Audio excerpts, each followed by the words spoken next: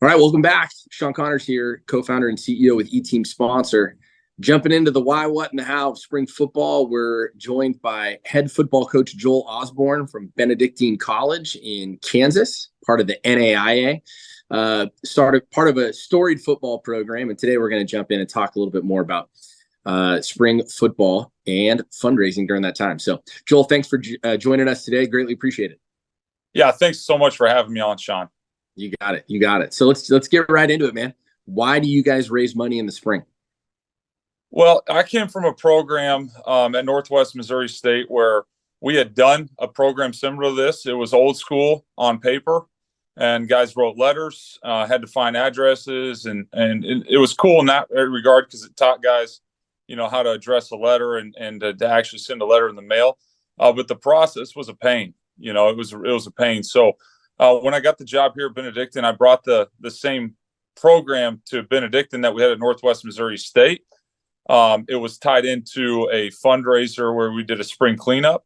And here at Benedictine, I was challenged by David Lowe when we were talking. David said, it's really, really more so about who you are. It's just a part of who you are, and so we kind of changed this into a fundraiser for our players. And the spring cleanup is just a part of who we are. And we still do that here at Benedictine. So we do 2 hours of community service in our town of Atchison, and we do 2 hours on our campus of Benedictine. But that's just one little piece of who we are. Okay, so yep. So our big mantra here is love and serve others. So we're doing that stuff all throughout the year. We're serving other people, and the big thing here was we had already used the program, eTeam Sponsor. And our athletic director, Coach Gartmeyer, he's forward thinking, whether it's technology, new equipment, just knowing the game and competing at a high level. And so when he showed me that we already had this technology, Coach Wilcox previously had used this twice for some smaller campaigns, but he was old school as well, paper. So he did his big fundraiser. So just taking the players and thinking about how can we get them some gear that they normally wouldn't be able to get their hands on and not cost them any money, but use their network of people to help raise some money to provide gear for them. And then anything in surplus we get, it just goes back to the players, whether that's team meals or travel expenses for the players to, stay in a first-class hotel and have a great experience on the road. So that's really what we use it for is player gear. So each player is going to get roughly $500 of player gear, and then we're going to also use that on them for meals. And really what that creates is a great experience for them and within our program where it's memories that they share with other guys where, otherwise you may not be able to provide that type of experience for your kids. So it's been great so far. I love it. That's awesome. I love the philosophical focus that you have, and that you've got this, kind of servant leadership and the philanthropic aspect of it, and going into your local communities and trying to improve and serve in that way, and then having a fundraising aspect tied to it. That's really, really awesome. I love that. I think coaches are going to key in on that, because I know there's a lot of football programs out there that have a similar approach to the way that they run their program. You talked about, what you use the funds for. You guys have raised well over $300,000, well over $100,000 each of the last 3 springs.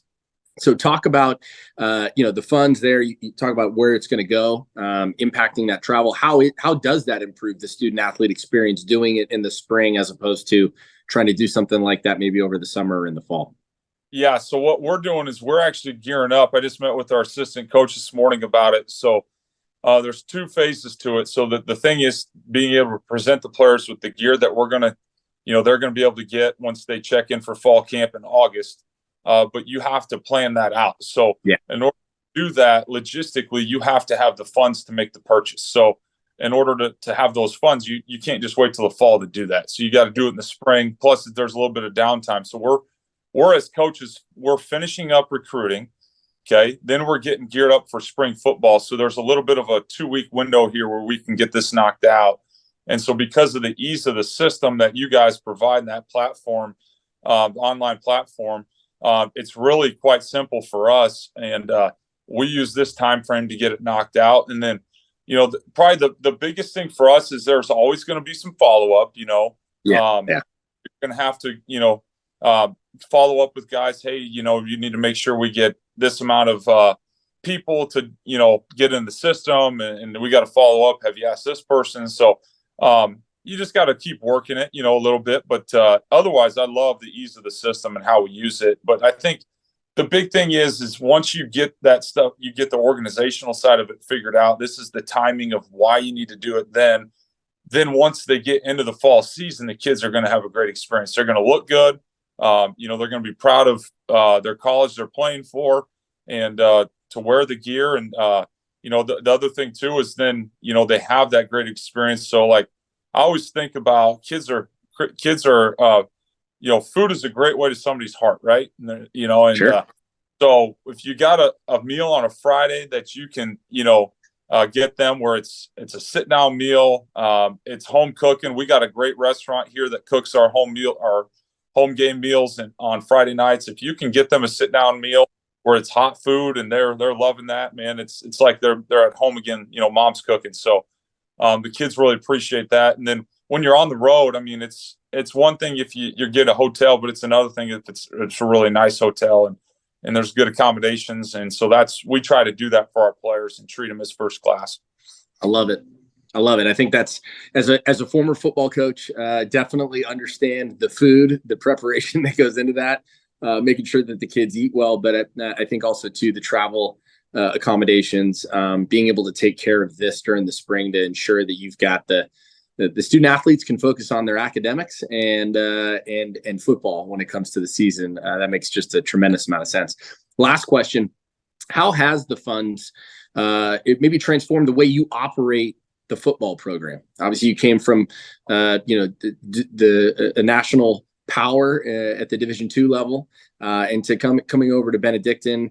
How has the fundraising process here with us transformed how you operate? Maybe even just, hey, how you work with your athletic director in terms of budget impact, knowing that there's money that you're raising. Has that helped?